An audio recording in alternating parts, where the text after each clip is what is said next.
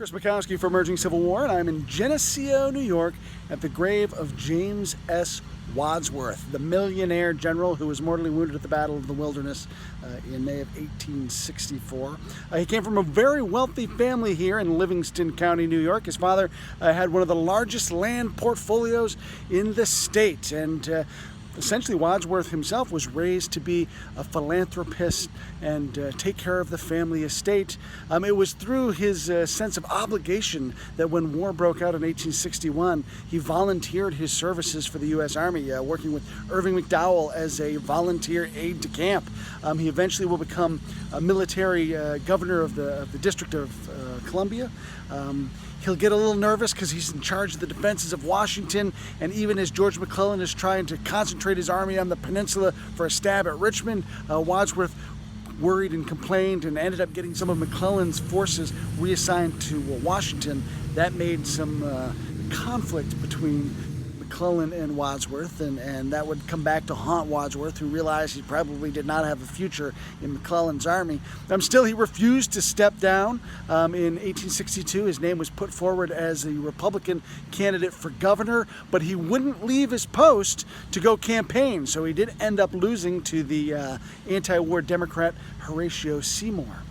Stays in service, does a fairly decent job when he is at the Chancellorsville campaign, leading his men across the river, the Rappahannock River, to take part in the Battle of Second Fredericksburg. There's a great account of him leaping his horse into the river to swim it across. Another account has him actually leaping his horse into a boat and rowing across. In any event, he leads his division well, getting across the river, helping establish that beachhead, which lets John Sedgwick's 6th Corps get all the way across the river. They kind of come to grief as they move up toward Fredericksburg, but do push through Fredericksburg and then come to grief again at Salem Church. So Wadsworth, his contributions there during the Chancellor's campaign, a little bit iffy, but that's because the 6th Corps and his portion of the 1st Corps were running into problems overall. At Gettysburg, his contribution is much more significant. He's among the first divisions on the field as the infantry marches in to kind of take the place staked out by the Federal cavalry. Wadsworth, coming in near the railroad cut, sustained significant losses to his division, almost 50% by the time they withdraw at the end of that first day. Wadsworth will send some of his men to the defense of Culp's Hill on the 2nd and 3rd, despite the fact that they are pretty exhausted from that fight on the first day. But Wadsworth's probably best known for his actions in the Wilderness. At that point, he's the oldest division commander in the Army, 56 years old.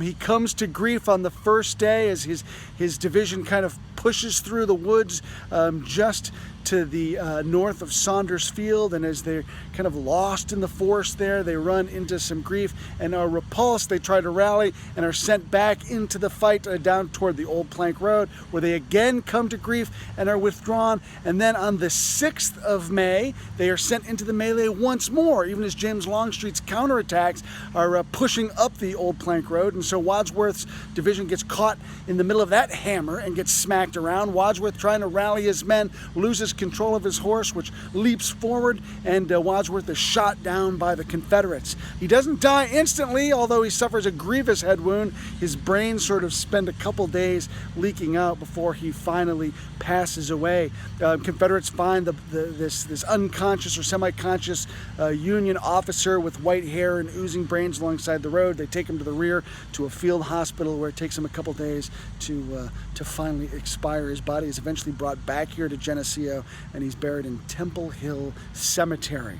I like Wadsworth, not necessarily because he had a whole lot of razzle-dazzle. Some of his stories of grief are pretty unfortunate, but that sense of obligation to serve because it was his duty is something that really speaks to me, and it sets a fine example. A good, solid officer, someone who was depended upon. His men loved him because he spent a lot of time looking after their welfare, trying to make sure that they were well taken care of. So even though he didn't have a whole lot of military experience, he earns the respect of his men through his diligent attention to their care. That's something else that I think is pretty admirable about him too. Here in Geneseo, you can visit his grave at the Temple Hill Cemetery. The Wadsworth Homestead is also here available for folks to visit. So kind of a cool little spot in the middle of upstate western New York. definitely worth a visit in Wadsworth, definitely someone worth taking a look at. I'm Chris Mackowski for Emerging Civil War.